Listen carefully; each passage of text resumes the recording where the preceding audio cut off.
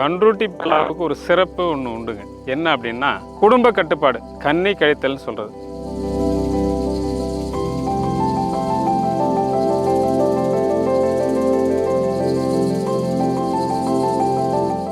நமக்கு அதிகமாக தேவைப்படக்கூடிய கார்போஹைட்ரேட் இருக்குது, புரதம் இருக்குது, கொழுப்பு ரொம்ப குறைவாக இருக்குது, இல்லைன்னு கூட சொல்லலாம்.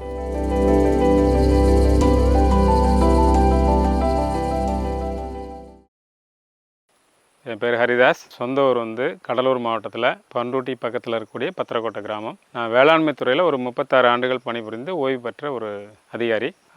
பிறந்ததுலேருந்து விவசாயமும் விவசாயத்தோட பலா மரமும் சேர்த்து வளர்த்து ஒரு அனுபவம் உள்ளவன். பலா வளர்ப்பை அப்படின்ட்டு 25 ஆண்டு காலமாக உழைச்சிட்ருக்கேன். 2006 ஒரு பாருக்குள்ளே நல்ல மரம்னு ஒரு புஸ்தகம் எழுதினேன். 2022 ஒரு 1500 பேரை கொண்ட ஒரு கருத்தரங்கம் நடத்தினேன். ஏன் 2023 ஈஷாவோட சேர்ந்து ஒரு கருத்தரங்கம் நடத்தினோம். எதுக்காக அப்படின்னா, இந்த பலாவை வளர்த்தால் ஆரோக்கியம் கூடும், பலாவை வளர்த்தால் சுற்றுச்சூழல் மேம்படும், மழை பெய்ய வைக்கும், பொருளாதார மேம்பாடு, இந்த வாழ்வாதார மேம்பாடு இந்த விவசாயி கிடைக்கும். அதாவது முழு உணவு, அதாவது ஸ்டேபிள் ஃபுட், முழு உணவாக எப்போ வேணாலும் பயன்படுத்தலாம். இதை மீறி இந்த உலகத்துக்கே ஒரு நன்மை பயக்கக்கூடிய தாவரம்னா பலான்றதால நான் ஏன் இதை முன்னெடுத்து ஆராய்ச்சி பண்ணிகிட்ருக்கேன்றேன். ஆராய்ச்சி பண்ணி நல்ல ரகங்களை கொடுக்கணும் விவசாயிகளுக்கு அப்படின்றதில் இங்கே ஒரு நாத்தங்கால் நர்சரி, விஜயா பயோஃபார்ம் நர்சரின்ட்டு ஒரு 20 வகையான ரகங்களுக்கு கன்றுகளை மற்றவங்களுக்கும் விவசாயிகளுக்கு விநியோகிச்சுட்டு வரோம் 10 வருஷமாக. உங்களுக்கு கன்றுகள் தேவைப்பட்டால் என்ன அணுகலாம்.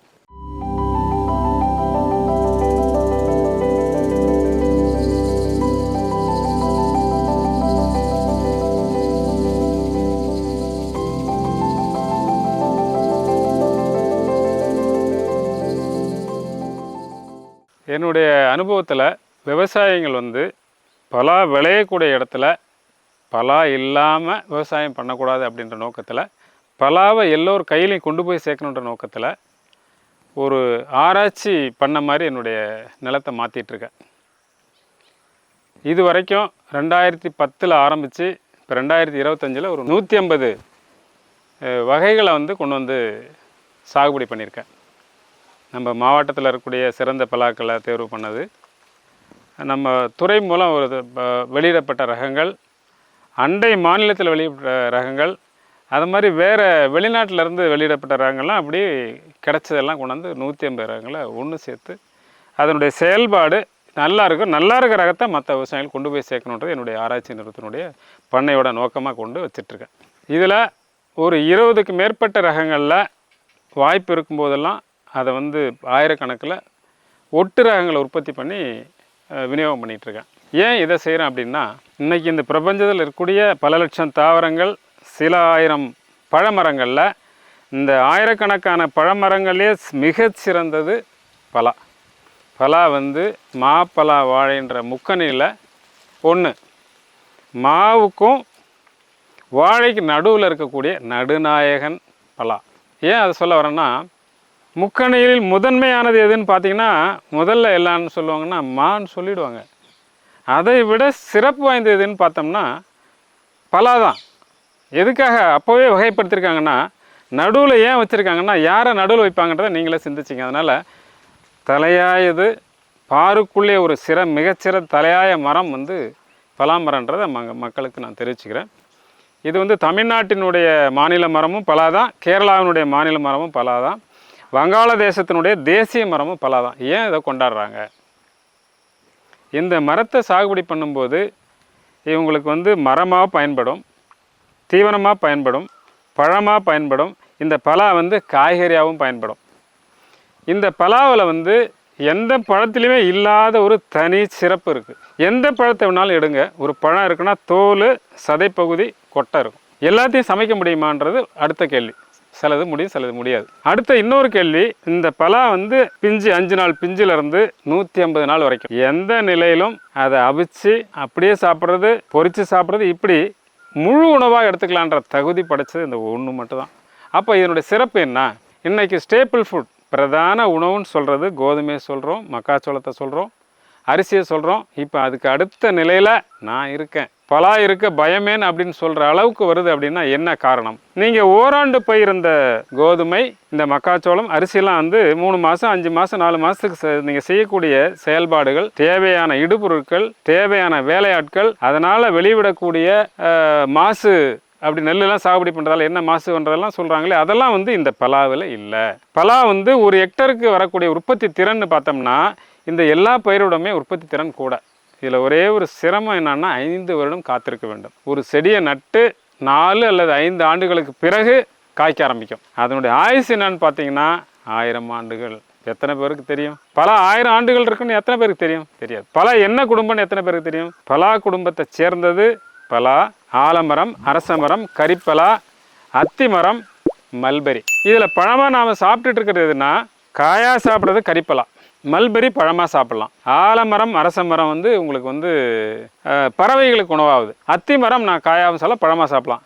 ஆனால் உலகத்திலேயே அதிக எடையுள்ள பழம், அதிக உற்பத்தி திறன் கொண்டது, எப்போ வேணாலும் சாப்பிட்லாம், எந்த நிலையிலும் சாப்பிட்லாம் அப்படின்ற தகுதி பெற்ற ஒரே பழம் பலாப்பழம்.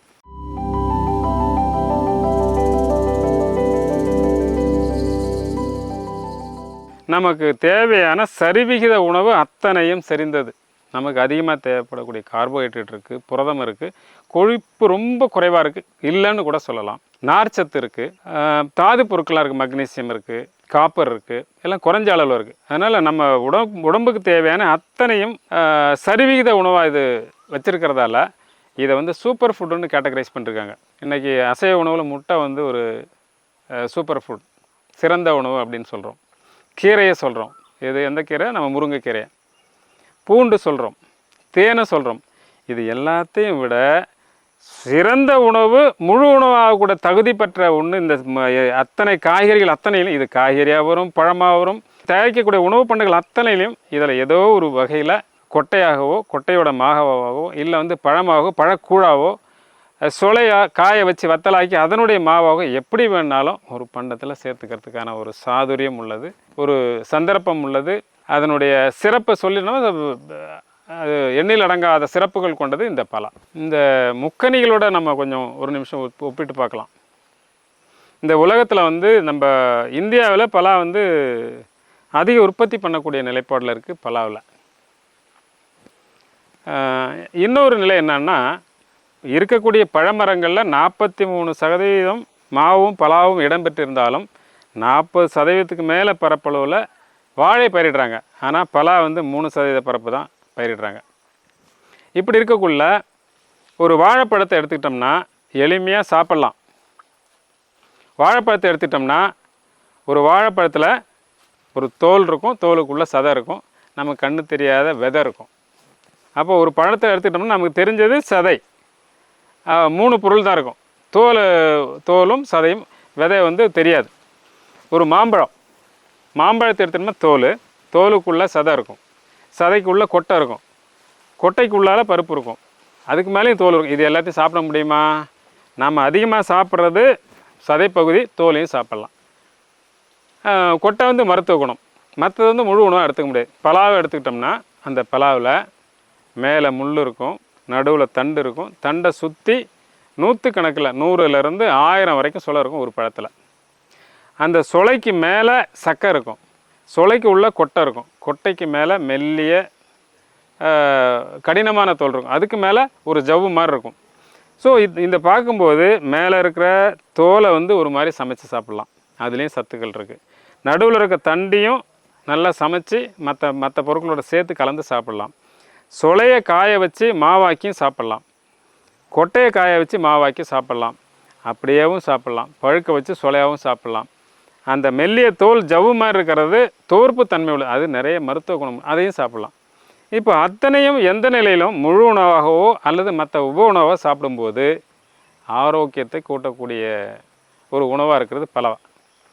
இன்றைக்கி பலாவை யாரெல்லாம் வந்து வாரம் ஒரு முறை பிஞ்சாவோ, பலாக்கொட்டை மாவாவோ, பலாச்சொலை மாவாவோ சாப்பிடும்போது அவங்களுக்கு இன்றைக்கி உலகையே அச்சுறுத்தக்கூடிய 4 விதமான நோய்கள் இருக்குது.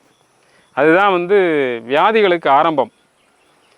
சொல்ல போனோம்னா உயர் இரத்த அழுத்தம், பிபின்னு சொல்ல உயர் ரத்த அழுத்தம். இன்றைக்கி யாரெல்லாம் எப்படி 40 வயசில் இப்போ 20 வயசுலலாம் வந்து ரத்த அழுத்தத்தால் சாகிறவங்கள இறப்புக்கு காரணமாக இருக்கிறத பார்க்குறோம். அடுத்தது கொடிய நோய் வந்து நீரிழிவு நோய். அந்த நீரிழிவு நோய்க்கு எத்தனை பேர் வந்து சின்ன குழந்தைக்கு பிறக்கக்கூடிய குழந்தைக்கே அந்த நீரிழிவு நோய் இருக்குதுன்னு சொல்கிறாங்க. அடுத்தது ஒபெசிட்டி. ஏன்னா உட்காந்து சாப்பிட்டுட்டு தொலைக்காட்சியை பார்த்துட்டு நேரத்தை செலவு பண்ணுறதால, நிறைய சத்துள்ள உணவுகளையும் சாப்பிட்றதால 50 kilo 60 kilo 70 kilo 80 kilo 100 kilo தாண்டியும் உடல் எடை பருமனாவதால் எடையை குறைக்கிறதுக்கு அவங்க மருந்து சில எடுத்துக்கிற சூழ்நிலையும் பார்க்குறோம். அதை தாண்டி நீங்கள் தினசரி சாப்பிடக்கூடிய சாப்பாட்டில் நார்ச்சத்து ரொம்ப குறைவு. அரிசியை அப்படியே கைக்குத்தல் அரிசியாக சாப்பிடும்போது கொஞ்சம் நார் இருக்கும், அதை பாலிஷ் போடும்போது புரதமும் நாரும் போயிடுது. அப்போ நம்ம சாப்பிடக்கூடிய எல்லாம் ரீஃபைன் பண்ணி ஜூஸாகவும் அப்படியே பழத்தை சாப்பிட்றதில்ல, ஜூஸாக சாப்பிட்றோம். இப்படிலாம் எடுக்கும்போது நமக்கு நார் சத்து அன்றைக்கு கிடைக்க வேண்டிய குறைஞ்சபட்ச அளவு கிடைக்காதால மலச்சிக்கல் வருது. இந்த பலாவில் வந்து 4லேருந்து 8% நார் இருக்கிறதால இந்த 4 வியாதி அண்டாது. ஸோ நோயில்லாத வாழ்க்கைக்கு இந்த பலா உணவுகளை நீங்கள் எடுத்துக்கணும். பலாவை நம்ம பயிரிடும்போது காத்திருப்பு காலம்ன்றது இப்போ வந்து அதில் ஒரு அதிசயங்கள் நிகழ்ந்திருக்கு. பொதுவாக எடுத்துக்கிட்டோம்னா 4 ஆண்டுகள் காத்திருக்கணும்.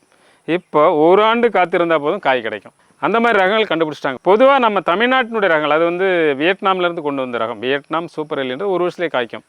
நம்ம பொதுவாக நம்ம கையில் இருக்கக்கூடியது பண்ருட்டில் இருக்கிறதோ வந்து தமிழ்நாட்டில் இருக்கிறதோ இல்லை அண்டை மாநிலத்துக்கோ 4 அல்லது 5 6 ஆண்டுகள் கிடைக்கும். இந்த இடைப்பட்ட காலத்தில் என்ன பண்ணுறது அப்படின்னா, எந்தெந்த பயிரெலாம் பலாவை பாதிக்காதோ அது எதை வேணாலும் அந்த இடைவெளியில் பயன்படுத்திக்கலாம். அதை வந்து நடவு செய்து பயிர் செய்யலாம். உளுந்து பயிர் செய்யலாம், சோளம் செய்யலாம், பழப்பயிர்கள் பப்பாளி செய்யலாம். எந்த பயிர் அந்த அந்த பகுதியில் எது அந்த மண்ணுக்கு ஏற்றதோ அதை பண்ணலாம். இன்னும் ஒரு பிரச்சனை பலாவில் என்னென்னா, பலா எல்லா இடத்துலையும் வராது.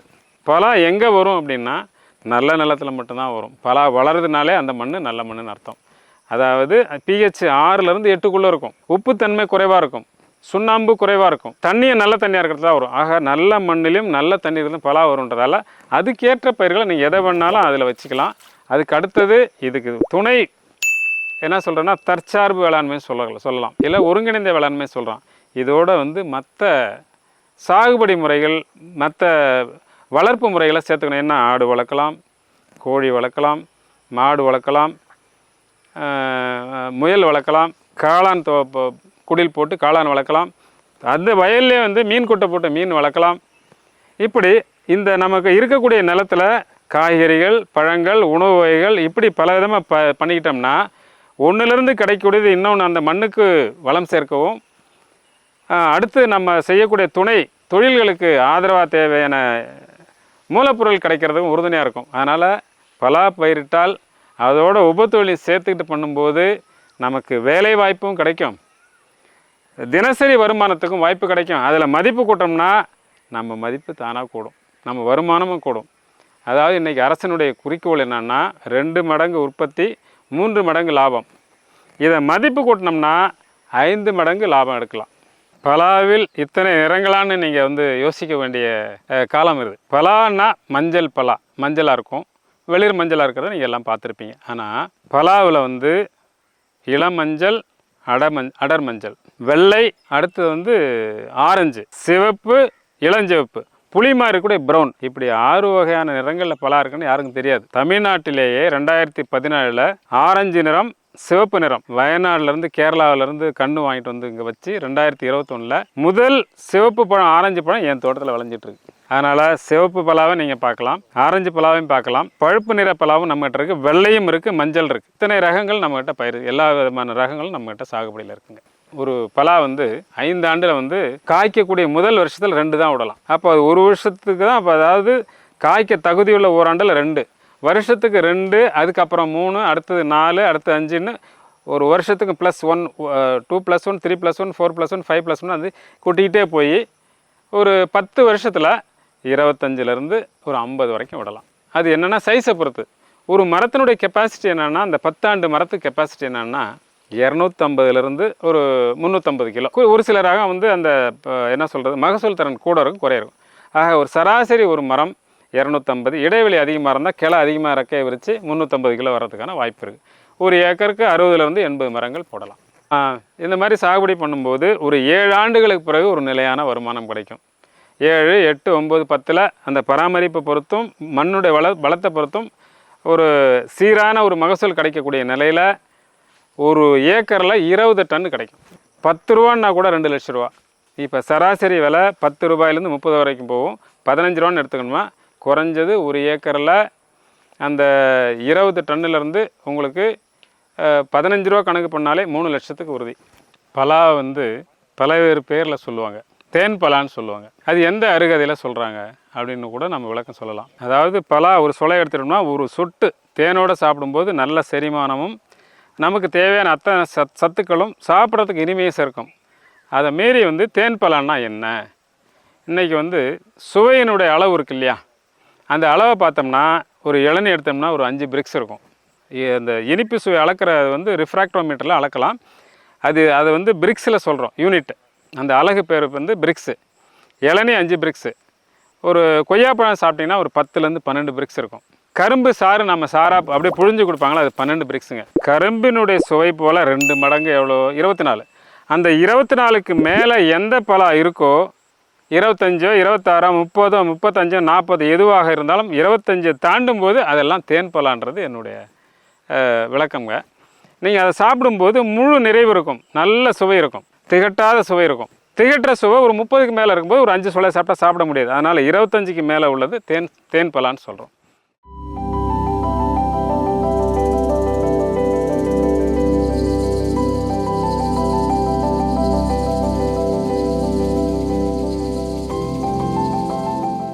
பண்ருட்டி பலாவுக்கு ஒரு சிறப்பு ஒன்று உண்டுங்க.